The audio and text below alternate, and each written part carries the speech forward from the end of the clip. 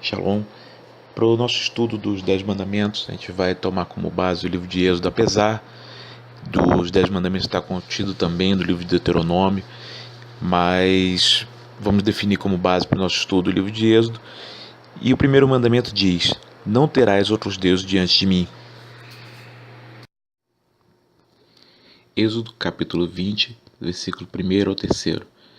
Então falou Deus todas essas palavras: Eu sou o Senhor teu Deus, que te tirei da terra do Egito, da casa da servidão.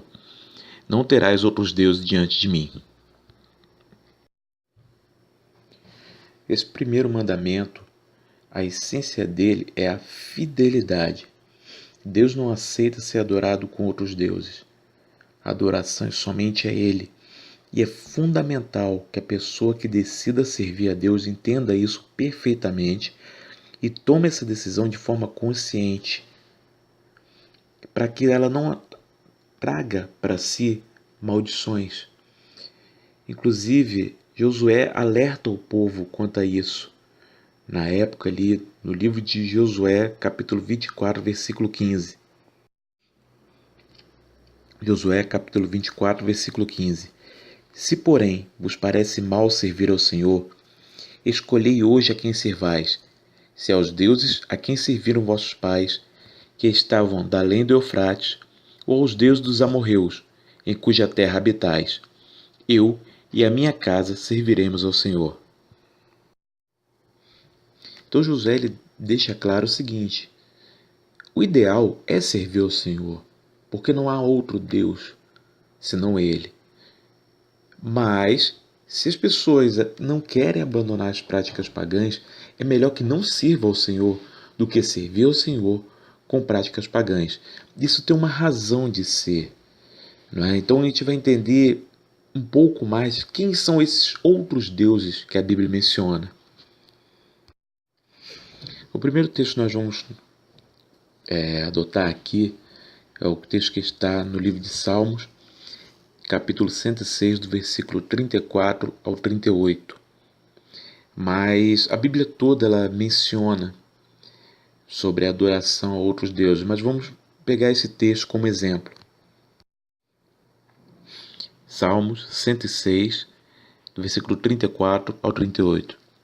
Não destruíram os povos como o Senhor lhes ordenara, mas se misturaram com as nações e adotaram seus costumes. Serviram os seus ídolos, que vieram a ser-lhes um laço.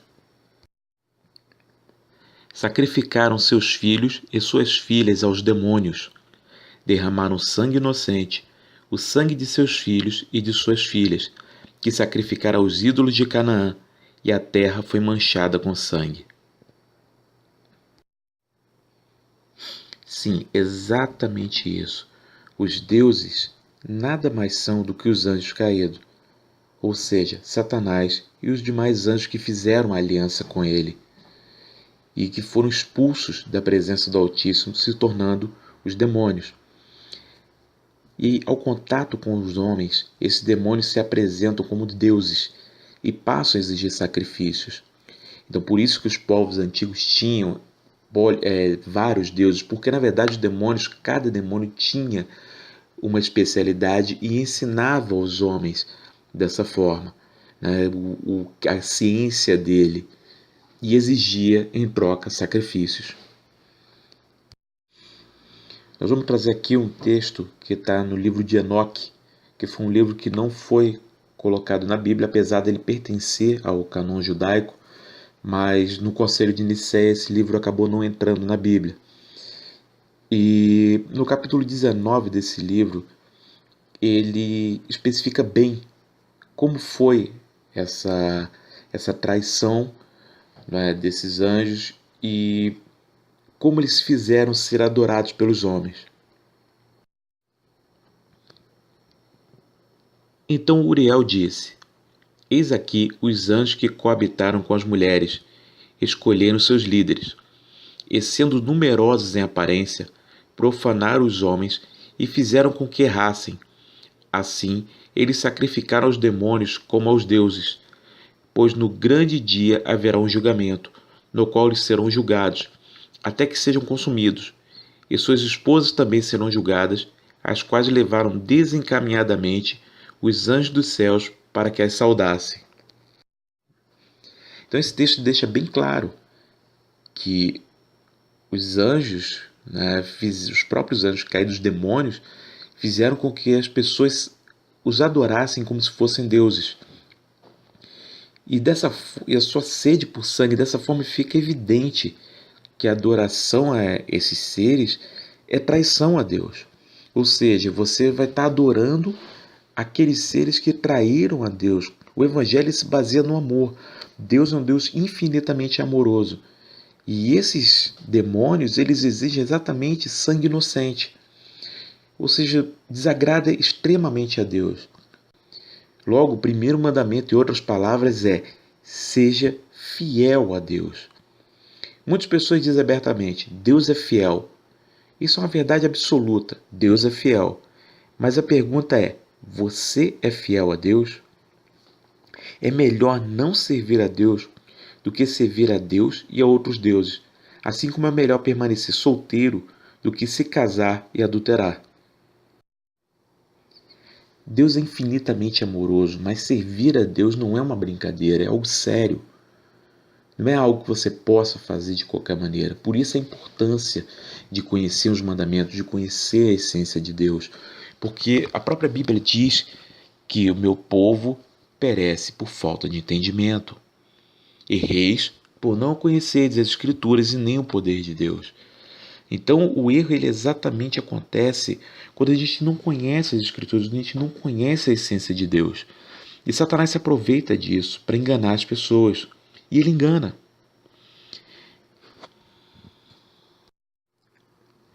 Mas Deus o tempo todo, ele tem esse cuidado, esse zelo. Por isso que ele fala que ele é Deus zeloso. Ele é um Deus que cuida de nós com um amor, com um cuidado assim, fora de série. Por isso que ele várias vezes ele dizia para o povo não fazer alianças com os povos da terra. Não é porque Deus queria, não se mistura, né? Como o Chaves, lá no episódio Chaves, não se misture com essa gentalha. Não é nada disso. Mas é com o cuidado para que o povo de Israel não absorvesse a cultura dos povos que habitavam na terra, porque esses povos já estavam contaminados com a idolatria, contaminados com o paganismo, contaminados com o culto aos demônios. Então nós vamos dar uma lida no texto de Êxodo, capítulo 34, a partir do versículo 12. Êxodo 34, versículo 12. Guarda-te de fazeres aliança com os moradores da terra em que hás de entrar, para que não se tornem armadilha no meio de ti. Os seus altares, porém, derrubareis, as suas colunas quebrareis, e os seus postes sagrados cortareis. Não te inclinarás diante de outro Deus, pois o nome do Senhor é zeloso. Sim, Deus zeloso ele é. Guarda-te de fazeres aliança com os moradores da terra, pois quando se prostituírem após os seus deuses e sacrificarem a eles, eles te convidarão para comeres do seu sacrifício. A adoração a outros deuses, ela é vista por Deus como prostituição. E agora que nós sabemos quem são esses deuses e da sua sede por sangue, entendemos perfeitamente as razões do nosso Deus. O primeiro mandamento, como todos os outros, propõe bênçãos para aquelas pessoas que cumprem o mandamento e também traz maldições para quem não cumpre deliberadamente o mandamento. Deuteronômio, capítulo 11, versículos 26 ao 28. Vede, hoje eu ponho diante de vós a bênção e a maldição. A bênção, se ouvires os mandamentos do Senhor vosso Deus, que hoje vos mando. A maldição, se não ouvires os mandamentos do Senhor vosso Deus, e vos desviares do caminho que hoje vos ordeno, para seguirdes outros deuses que não conhecestes. A Bíblia toda ela traz várias bênçãos relativas à fidelidade com Deus, e nós vamos tomar apenas como exemplo, uma dessas bênçãos que está no livro de Deuteronômio, capítulo 4, versículo 35 ao 39. Deuteronômio, capítulo 4, a partir do versículo 35. A ti foi mostrado para que soubesses que o Senhor é Deus, e que nenhum outro há senão Ele. Desde os céus Ele te fez ouvir a sua voz para te ensinar, e sobre a terra te mostrou o seu grande fogo, e ouviste as suas palavras no meio do fogo. Porque amou teus pais, e depois deles escolheu a sua descendência, tirou-te do Egito com a sua presença e com sua grande força, para desalojar de diante de ti nações maiores e mais poderosas do que tu, e te introduzir na tua terra, e dá-la em herança a ti, como hoje se vê. Portanto, reconhece hoje e medita em teu coração que só o Senhor é Deus, em cima no céu e embaixo na terra nenhum outro há.